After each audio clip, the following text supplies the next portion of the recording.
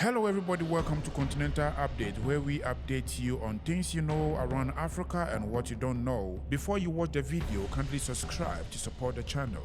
Today we are going to talk about Algeria. What was Algeria called before, or who gave the name Algeria to Algeria? Algerian history spans thousands of years, some of it being under the rule of foreign powers, namely Roman Empire, Germanic Vandal societies, and the Turkish Ottoman Empire. Around 8 AD, the Algeria was part of the Ottoman Empire. The indigenous Berber population converted to Islam. Algeria shares borders in the northeast with Tunisia, in the east with Libya, in the south with Niger and Mali, in the southwest with Mauritania and territory of the Western Sahara, and on the west with Morocco. The official languages of Algeria are Arabic and Tamazight, or Berber, as specified in 8 constitutions since 1963 for the former and since 2016 for the later. Berber has been recognized as a national language by constitutional amendment since the 8th of May 2002. Couscous, often considered the national dish of Algeria.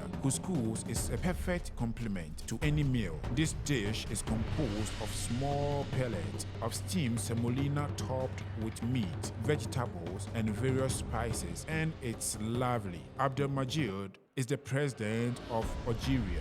He is an Algerian politician currently serving as the president of Algeria since December 2019, and as Minister of Defense, he took over the power from former President Abdelaziz and former acting head of state Abdelkader Ben Salah.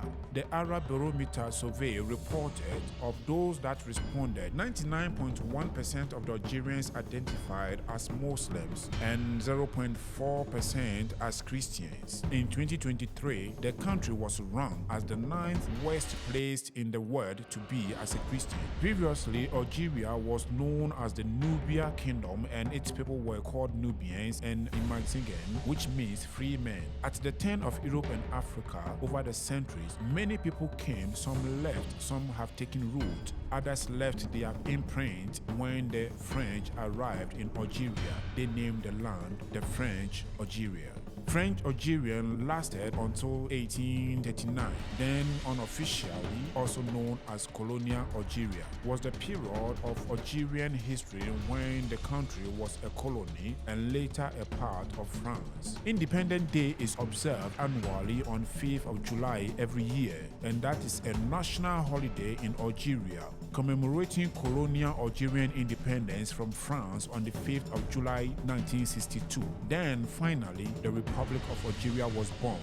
The region was conquered by the Muslims in the early 8th century AD, but broke off from the Umayyad Caliphate after the Berber revolt of 740. During the Ottoman period, Algeria became an important state in the Mediterranean Sea, which led to many naval conflicts. So not only were the Algerian countryside and infrastructure destroyed, but also almost half of the rural population was forcibly displaced. Algerians now faced the task of replacing the colonial administration, which had been run by European settlers who left after independence in 1962. In the 1950s, the Front Liberation National led a guerrilla war against French rule. This ended victoriously in 1962 when Algeria became an independent republic. This was after a 132 years of French rule. Ooh.